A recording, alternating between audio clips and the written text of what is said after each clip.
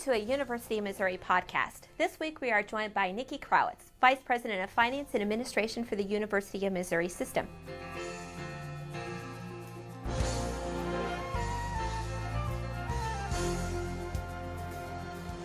Nikki, welcome. Thank you, Jennifer.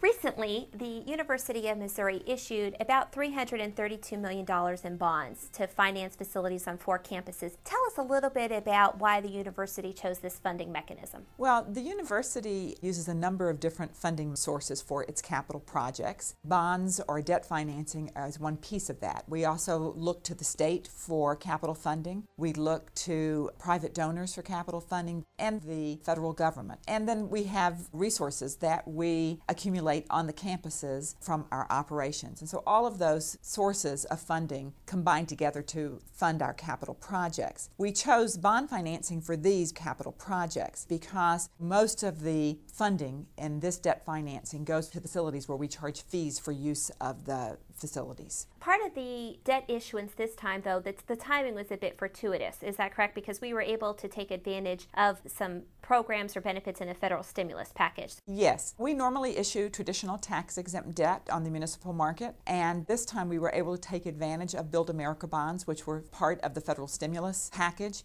The federal stimulus package provides for the federal government to subsidize the interest expense on the Build America bonds. So these are taxable bonds that we issue, and then the federal government reimburses the university for 35% of the cost of the interest on those bonds. Just to give you an example, the Build America bonds sold with an interest rate of 5.96%, but with a 35% subsidy, the cost to us will only be 3.87%. So a sizable difference. Good deal for the university, and means that we save about $40 million in present value savings or $70 million over the life of the bonds. So perfect. It was a wonderful time then to go ahead and do this. You talked about the construction projects that are going to be funded, or the capital projects, and all of them having a revenue stream. So give us an idea of what types of projects on what campuses are going to be funded by this bond issuance. There are a number of different projects. A big project on the Columbia campus is renovation of the power plant and other energy management improvements. The debt financing on this is about $52 million in this issue. Overall, over the life of this project, we'll be issuing about $100 million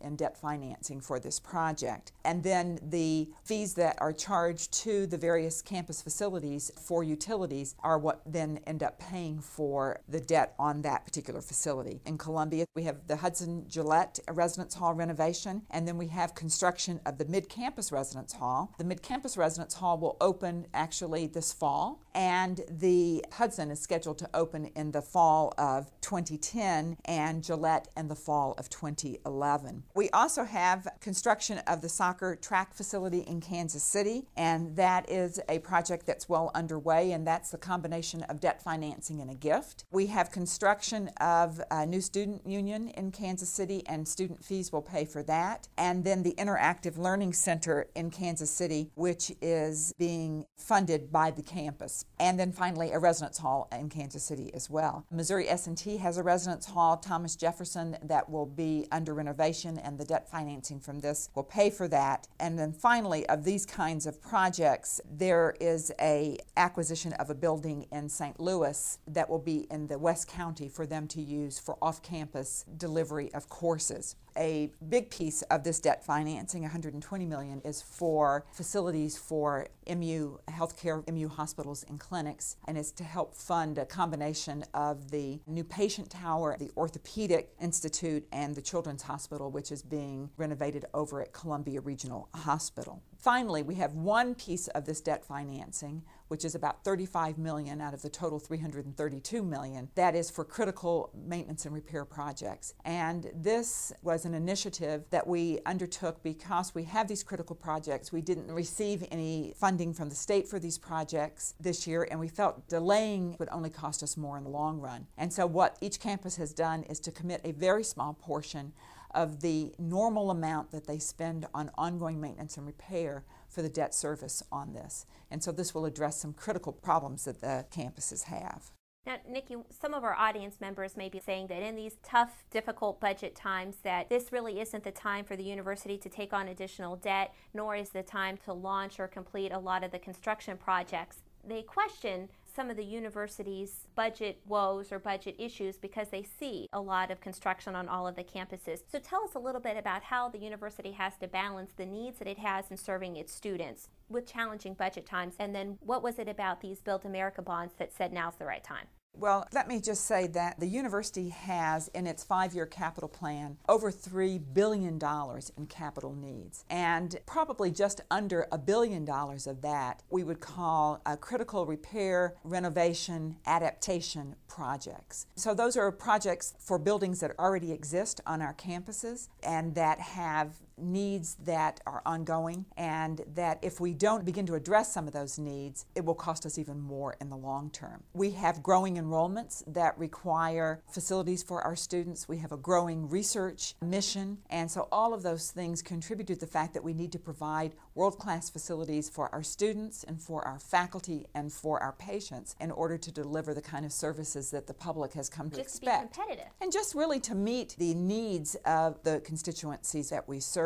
Long-term interest rates are at an all-time low. Even if we were just to have issued traditional tax-exempt debt, it was a perfect time to do that. And when you add on top of that the ability to issue the Build America bonds and get the federal subsidy, that made it even more advantageous. This was a perfect time for the university to move ahead. Sometimes you're better off taking some risk in moving ahead than you are in sitting still and doing nothing. And I think that the university is at a pivotal point, and in order to maintain its viability as one of the nation's great land-grant research universities, it's important that we make these investments. We've issued these bonds or this debt, I understand, with little impact to our bond rating, which is definitely of interest and concern to a lot of our constituents. So tell us a little bit about that. Well, actually, the issuance of this debt had no impact on our bond rating. Moody's confirmed our AA2 rating with a stable outlook, and Standard & Poor's confirmed our AA rating with a positive outlook. They look at the university and they see that we have strong demand for our services. They look at the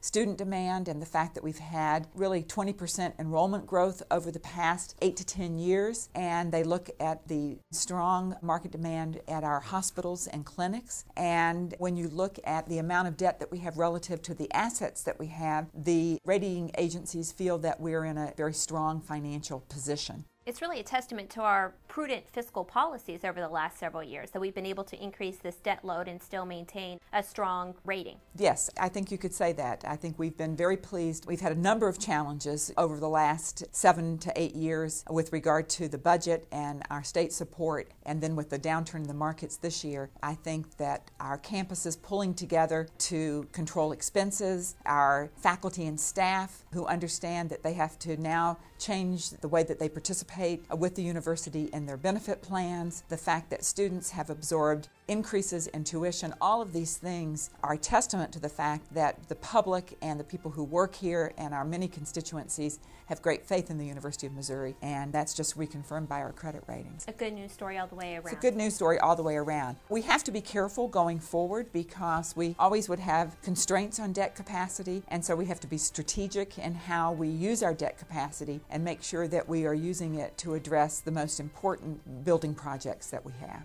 Thank you, Nikki, for taking time with us today during a University of Missouri podcast. And thank you to our audience for listening. If you have questions for Nikki or suggestions for an upcoming podcast, please visit the podcast webpage, available from the UM System homepage at www.umsystem.edu. And join us next week for another topic and another guest.